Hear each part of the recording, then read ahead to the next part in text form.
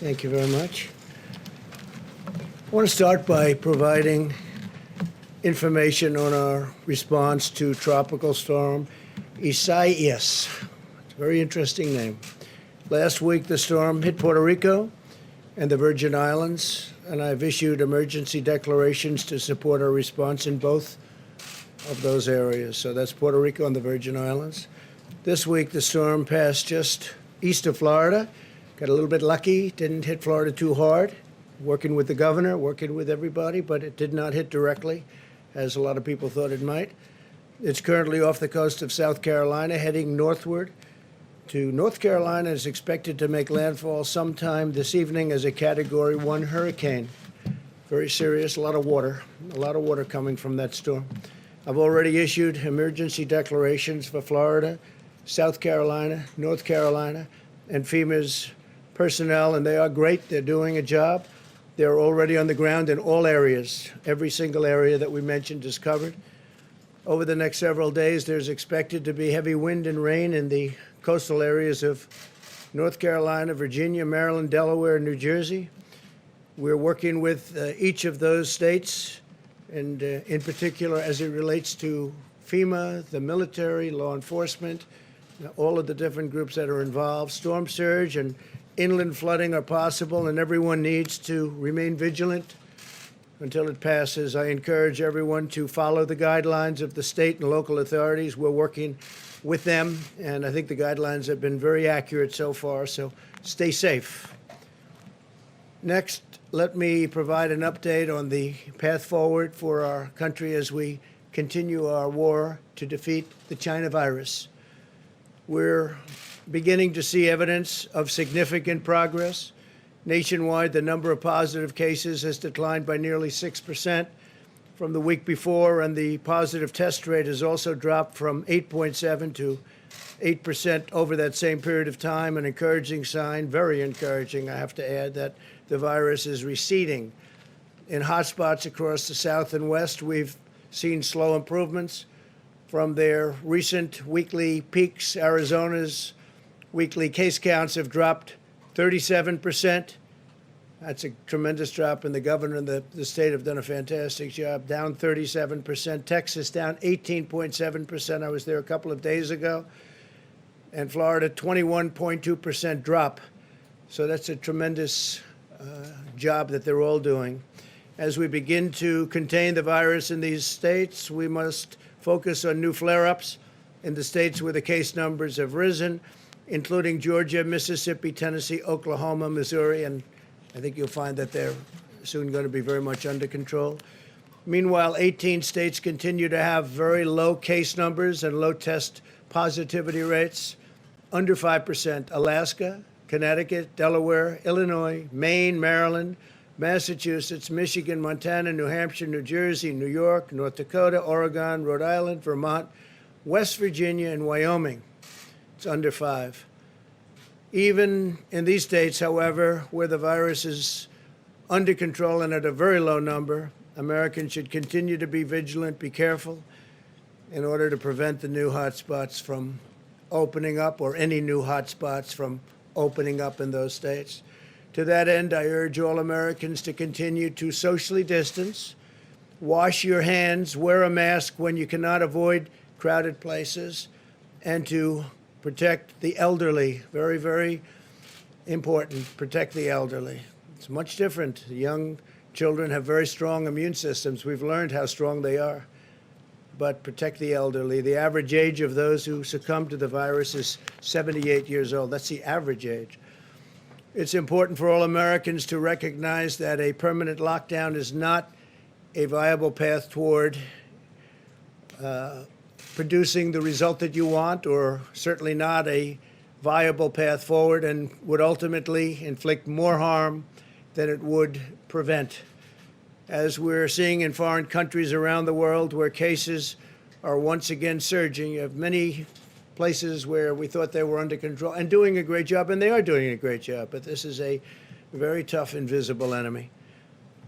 Lockdowns do not prevent infection in the future. They just don't. It comes back, many times it comes back.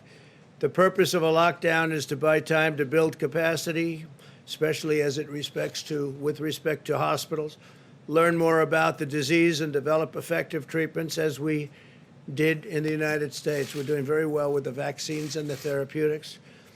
Countries where there have been very significant flare-ups over the last short period of time are Spain, Germany, France, Australia, Japan, and also, as you probably heard, in Hong Kong, they've had some very serious flare-ups. Japan has gone, a lot of six-fold flare-up. That's a lot, but they'll get it under control.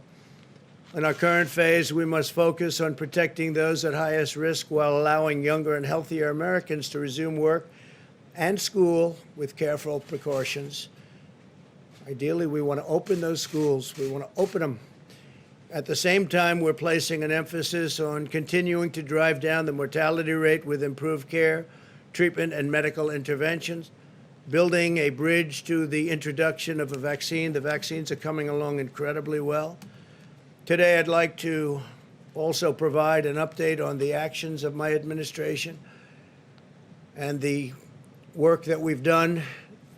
We're really taking an increased interest, and we're seeing numbers that nobody can even believe in terms of percentage increase.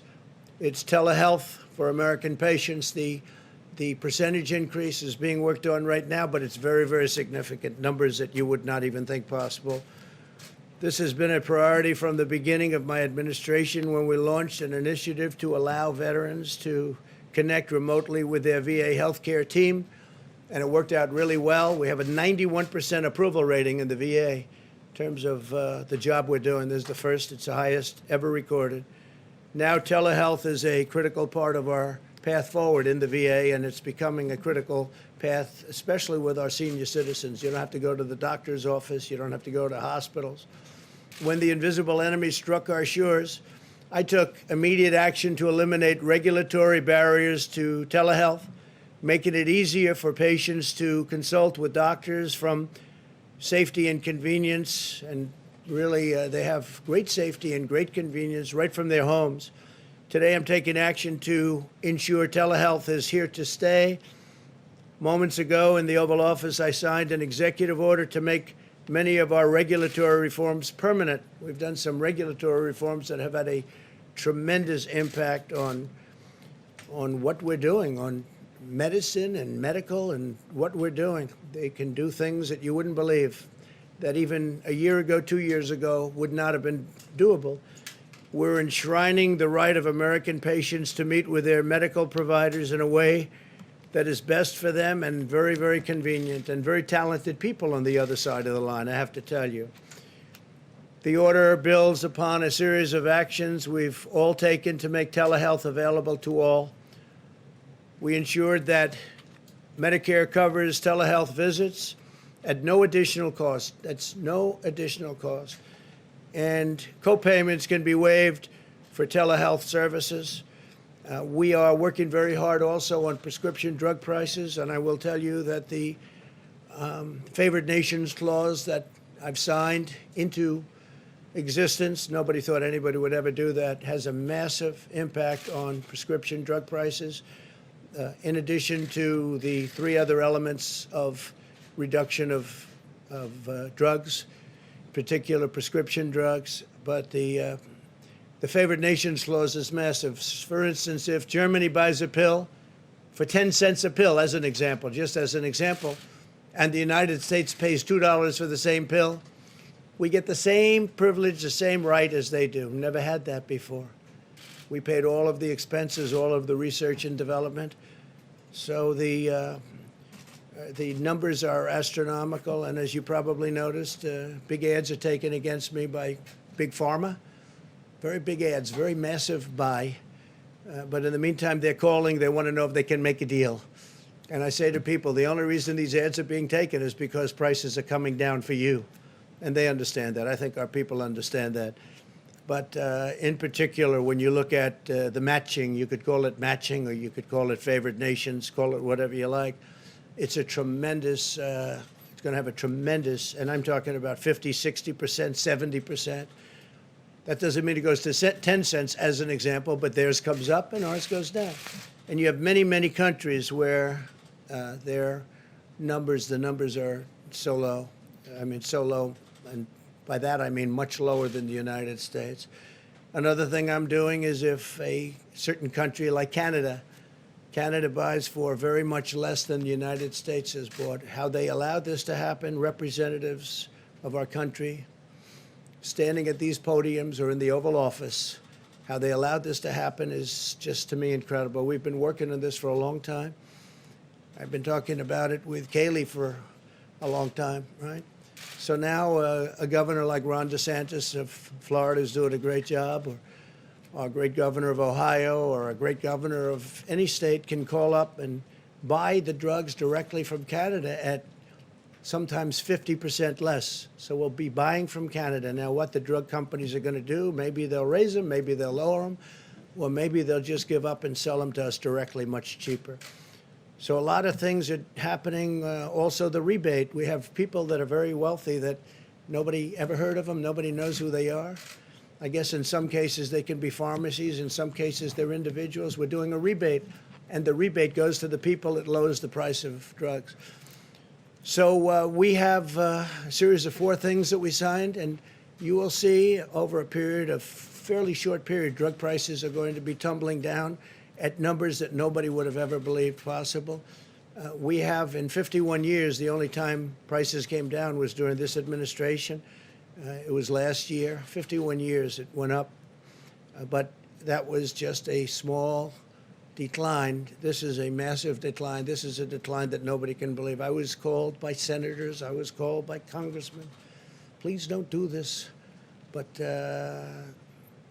Big Pharma doesn't mean anything to me other than we want them to do a great job. We want them to get their vaccines. We want them to do what has to be done. So I think you're going to see drug price reductions over the next 4 or 5 or 6 months. It'll probably take a little while to kick in, that are going to be at numbers that you wouldn't believe. But in the meantime, they called on Friday afternoon. They want to meet, see if they can do something else. They don't like favored nations clauses. I understand that. We've vastly expanded coverage, allowing Medicare to cover more than 135 new services through telehealth, by the way, including physical therapy, emergency department visits, home visits, mental health counseling, substance abuse treatment, which is a very big priority. We brought the substance abuse, at least prior to the China plague, or whatever you want to call it, we brought it down very substantially. Pediatric critical care and much more. Thanks to our actions, an estimated $2 billion of additional funding will support Medicare patients receiving telehealth services. So a very, very big priority on telehealth.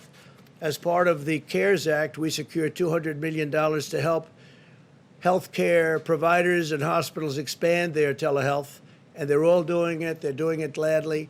Prior to the epidemic, or the pandemic, whatever you want to say and how you want to refer to it, but prior to the pandemic, the telehealth was fine, but it wasn't anything raging.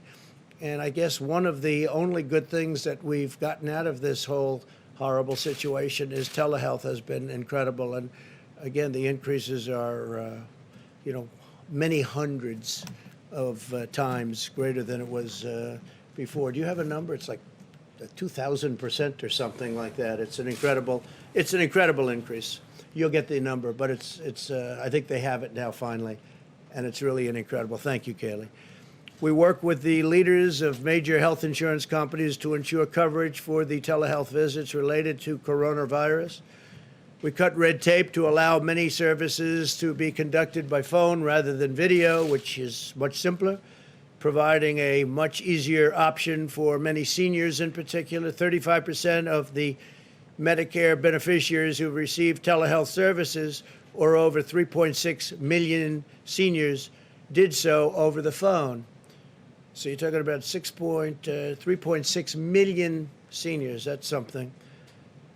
10.1 million Medicare beneficiaries have accessed care through telehealth since the beginning of the pandemic. So you're talking there, 10.1 million people. In April, over 43% of all Medicare primary care visits were done via telehealth, and compared to less than 0.1% in February. Those are part of the numbers that I think I'll have you get them. So this part you don't have to. You'll get the other section. Thank you. So think of that compared to less than 0.1%. 0.1%. That's an incredible number. So over 43% of all Medicare primary care visits were done via telehealth compared to, so you went from 0.1% to 43%. That's an incredible, it's an incredible number. The executive order I signed today will also expand healthcare access in rural America. We take care of rural America. It directs agencies to deploy strategic investments in our rural communications infrastructure. And we're working very hard with all of the people in government that are involved with the communications infrastructure so that the telehealth gets very quick and easy access. Additionally, revenue for rural providers varies significantly from month to month, making it difficult for many to stay in business. Many are having a very difficult time. To help fix this problem, my order will create a voluntary Medicare payment system that will give rural hospitals flexibility, really great flexibility, and a more consistent income stream to better serve their patients. Furthermore, I am directing the Department of Agriculture, Department of Health and Human Services, and the Federal Communications Commission. We were just with the heads of each one in the Oval Office just before I came up to the podium to form a task force that will break down barriers to expanding rural health care. This order continues my administration's focus on rural health care. We allocated nearly $165 million through the CARES Act to support nearly 1,800 small rural hospitals who have done an incredible job, as well as $11.5 million to expand technical assistance for rural and underserved areas.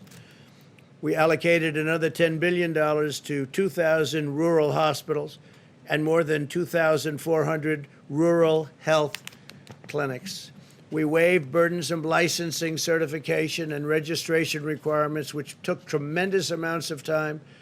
And these are people that had great reputations and great track records for practitioners that serve on the front lines in rural areas, allowing more medical personnel to serve their wonderful patients. We're also, in terms of PPE, ensuring that the state and local areas have the supplies they need. We've been supplying hospitals and cities and states, governors, helping governors at a number that nobody's ever heard of before. 15,440 nursing homes have received a second shipment of personal protective equipment. They're very much stocked up. They're in great shape. They all have the ventilators, all the ventilators they need. They have actually more than they need. And their equipment, medical equipment, is in very, very good shape. They're full. My administration has worked with the private sector to deliver over 100 million N95 respirators, 85 million gloves, and nearly 250 million face coverings nationwide. We continue to make the extraordinary progress that we've been talking about together on vaccines and treatments under Operation Warp Speed, which is very exciting, most exciting. Last week, we distributed 2,979 cases of remdesivir, which is proving to be extremely powerful and good, enough to treat more than 19,000 patients, had great results. This includes 500 cases for Florida, 500 for Texas, 300 for California, 200 for Ohio, and 150 for Arizona and Georgia. And those numbers will be going up rapidly as we move along. Hospitals are reporting an adequate supply of steroids such as dexamethasone that are used successfully in late-stage illness. They've been very good. We're also very encouraged about the prospects for plasma therapies, and that we're working on, and that's a brilliant art. It's really an art. And we launched a national plasma drive last week. I was at the Red Cross building with the American Red Cross and 13 other healthcare organizations.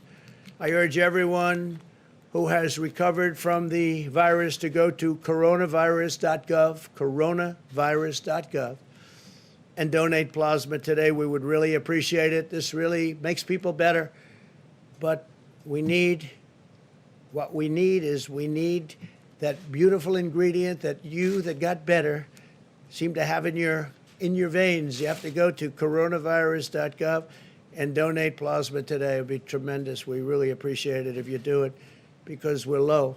We're low. We could help a lot more people, and it would be a terrific thing. It'll take an hour, maybe a little bit more than an hour, but everybody will be very appreciative. Makes people better.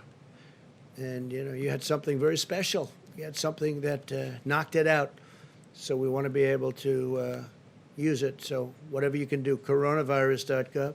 As a result of improvements we've made in treatment for Americans over the age of 18, the mortality rate has declined 85% from its April peak, 85% decline. On vaccines, last week we announced a $2.1 billion partnership with Sanofi and GSX to purchase and produce 100 million doses of their coronavirus vaccine. 100 million doses. This is the sixth vaccine candidate we are proactively supporting. We're supporting numerous companies that are doing very well, having wonderful results, and they're in final stages of testing. There are now 2 vaccines in that final stage of clinical trials in America, with a third vaccine likely to begin phase 3 almost immediately. And we have additional clinical trials scheduled over the next few weeks for a couple of the other companies. These are great companies. These are companies that are not only well-known, they're well-respected, most importantly. We're balancing speed and safety, and we're on pace to have a vaccine available this year, maybe far in advance of the end of the year, and we're mass producing the most promising candidates in advance so that we're ready immediately upon approval. We have our military lined up. It's logistics. It's all about logistics. They deliver a lot of things, including soldiers, but now they'll be doing vaccine. Our general is all ready to go, and he's very excited. And once we have the vaccine approved, fully approved, he'll start the process. They will start the process, and they'll get it out very, very quickly all over the country, and maybe beyond if it works as we think it probably will. By unleashing America's technical and scientific brilliance, we will end this pandemic, and we will hopefully end it very quickly. The therapeutics are very exciting to me, where you can go into a hospital, and whether it's through a shot or a transfusion, you take care of somebody and they get better. That's something to me is very important, and we're doing really well on therapeutics and really well on vaccines. So thank you all very much for being here. We'll take a couple of questions. Thank you, Mr. President. So if I may ask your response to 2 items in the news and ask a COVID question. First, have you been briefed on the incident off the coast of California where the Marines and the Navy Corps hospitalmen who died in a training accident a couple of days over the weekend? They're actually briefing me in a little while. We have it scheduled for a little while from now. You hope to speak to the families? Oh, it's terrible. No, it's terrible, and we'll be in contact with the families. A thing like that is terrible. Separately in New York today, the city prosecutor confirmed a criminal investigation into the Trump Organization. Do you have any reaction to that? Well, I just heard about this. Is just a continuation of the witch hunt. It's Democrat stuff. They failed with Mueller. They failed with everything. They failed with Congress. They failed at every stage of the game. This has been going on for 3.5, 4 years. Even before I got in, this was starting with the Mueller deal. Mueller started a little bit after, but it started with some of the people that you know very well, the names, Strzok and Page, and all of the different people, Comey. This has been going on. This is a continuation of the worst witch hunt in American history, and there's nothing that I know even about it. You know, I had seen that today, just a little while ago, and I said, "What's this all about?" I know nothing about it, but it's just a continuation of the witch hunt. Didn't work out for Congress, didn't work out for Mueller, didn't work out for anybody. So what they're doing is they send them around to all over the country, I guess, maybe. But it's a terrible thing that they do. It's really a terrible thing. The witch hunt has gone on long enough. Okay, what else? And just one on COVID. You mentioned the vaccine development program. Could you assure the American people that politics and considerations around the election will not interfere in the science? Oh, absolutely. And you plan on playing a role in just determining how the vaccine will, if there is one, will be distributed across the country? Is that something that you'll It's possible that I get involved, but no, it won't have anything to do with. We want to make people better. We want to send them to the areas that most need it. And I think we're going to have something very soon. It's going good. Jeff, please. Mr. President, you said today in a tweet that Dr. Birx was taking bait from Speaker Pelosi. What did you mean by that, considering that she was just describing the facts about the case of the pandemic right now across the country? Well, I think we're doing very well, and I think that we have done as well as any nation. If you really look, if you take a look at what's going on, especially now with all these flare-ups on nations that they were talking about. And don't forget, we're much bigger other than India and China. China's having a massive flare-up right now. India has a tremendous problem. Other countries have problems. And I noticed that in the news, in the evening news, I never read about that. In any of the news, I don't read about the other countries. You're starting to see that other countries are having very big flare-ups. Countries that thought they were over it, like we thought we might be over it in Florida, and then all of a sudden it comes back. They do come back. But I think we're doing very well. I told Dr. Birx I think we're doing very well. She was in my office a little while ago. She's a person I have a lot of respect for. I think Nancy Pelosi's treated her very badly, very, very badly, very nasty. And I'm just referring to the fact that I thought that really they should say the job we've done, whether it's on ventilators or testing. We've tested now over 60 million people. No other country is even close to that. We've tested 60 million people with great, in many cases, about 50% now rapid fire, meaning 5 to 15 to 20-minute tests where you get the result almost immediately. Nobody has anything like that, nobody. And I think we're just doing very well. Does that mean just to follow up just quickly, Go does ahead, that mean please. you disagree with her characterization, Mr. President? Go ahead, please. Thanks, Mr. President. I wanted to follow up on two things that you said earlier in the cabinet room. The first was on TikTok, and the second was on coronavirus. On TikTok, you said that you wanted money for the U.S. Treasury from the sale. Does that mean you expect the Chinese company to pay the U.S. Treasury directly, or are you talking about... Either way, whether it's Microsoft or somebody else, or if it was the Chinese, what the price is, the United States should get a very large percentage of that price, because we're making it possible.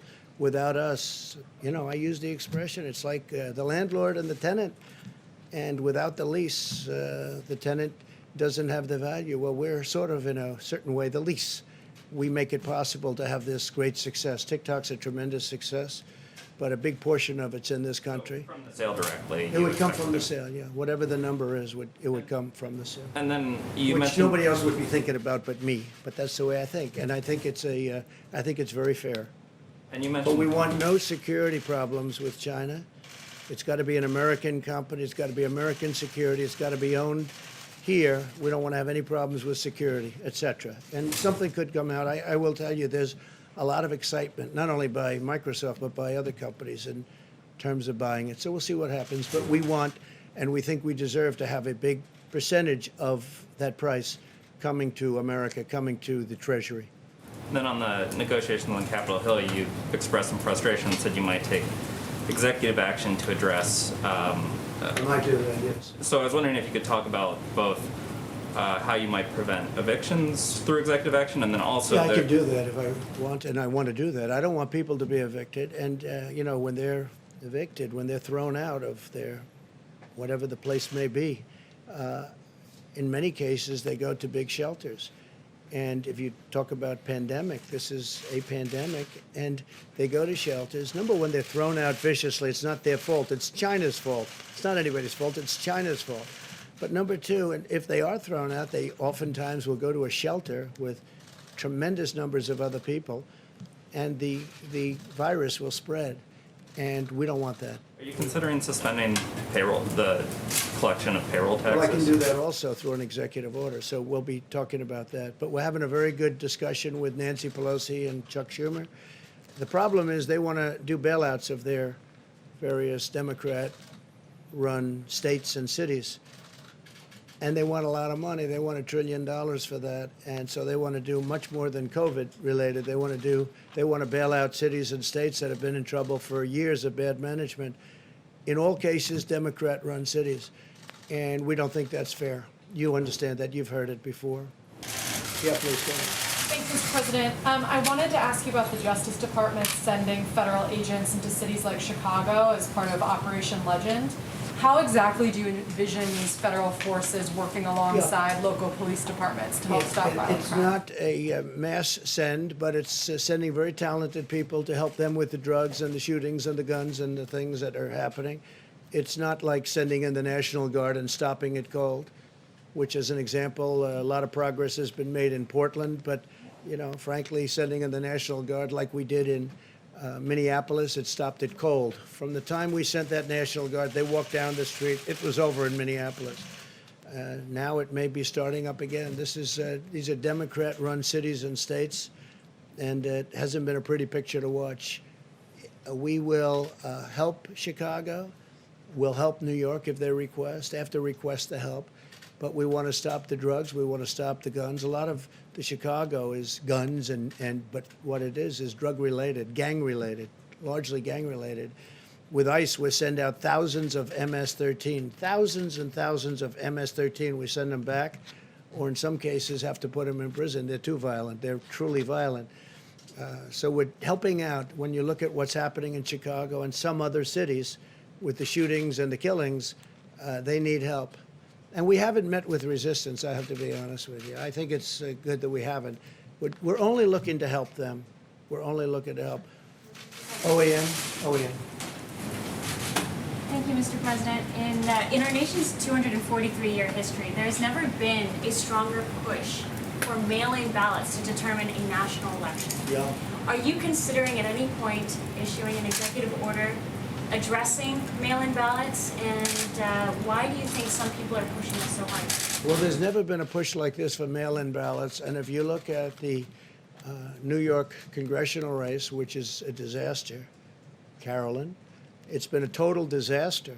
They're 6 weeks into it now. They have no clue what's going on. And I mean, I think I can say right here and now, I think you have to rerun that race because it's a mess. Nobody knows what's happening with the ballots and the lost ballots and the fraudulent ballots, I guess. I think you probably have to take the Carolyn Maloney race and run it over again. How can you do this? And this is a small race with literally thousands of people, small thousands, and it's all messed up. You look at Paterson, New Jersey, it's all messed up. Almost every one of these, and these are small, easy to control. They should be able to do this easy. Now you're talking about like Nevada, where last 2 nights ago, they went out and in the darkness of night, without people, without having any meetings of the public, without having anything, they approved a ridiculous, you don't have to look at signatures, you don't have to approve anything, you can have double mailings, you can have all sorts of things. Nobody's ever seen anything like it. It's a disgrace. I mean, honestly, it's a disgrace. So it's a very good question. I mean, the mail-in ballots, if you look at just some of the small places, the small races, a congressional race in New York, should be very easy. Normally that would have been announced at 7 o'clock and it would have been down to the wire and everybody would have loved it. If it was at all complex, it would have taken an extra 45 minutes or an hour. They would have announced it a little bit later. They have no clue. This was about 6 weeks ago, and they have no clue what's going on. They've lost ballots. There's fraudulent ballots. How are you going to do that for an entire nation? They're using COVID to try and get the mail-in ballots. Now, absentee ballots are great. Absentee ballots, they have to request them. They go through a process. They get them. But the universal mail-in ballots have turned out to be a disaster. And what Nevada has been doing, if you look over the last few days, you have to look at what they've done. You can have 2 ballots. You can harvest. It's harvesting. So you can take thousands of ballots, put them together, and just dump them down on somebody's desk after a certain period of time. They have something where if you vote, the vote can count up to 7 days later. Well, if the vote's going to count 7 days later, that means if it depends on the one state like Nevada, that would mean simply that you can't have, supposing it's down to that one state, it could be, it's a great state, but supposing it's down to that one state, that means you have to wait 7 days. But they won't have it there. This is something that's so messed up. And by the way, I have to say, the post office for many, many years has been, run in a fashion that hasn't been great. Great workers and everything, but they have old equipment, very old equipment. And I don't think the post office is prepared for a thing like this. You have to ask the people at the post office. But how can the post office be expected to handle? They have regular mailing, and then now on top of that, they have the internet, where you have Amazon and these companies doing, all the buying. Instead of going to a department store, they go buy through mail. So you have massive numbers of purchases now going through the post office, purchases of items and gifts. And that's a tremendous strain on the post office. The post office loses a fortune. It has been for many, many years, for decades.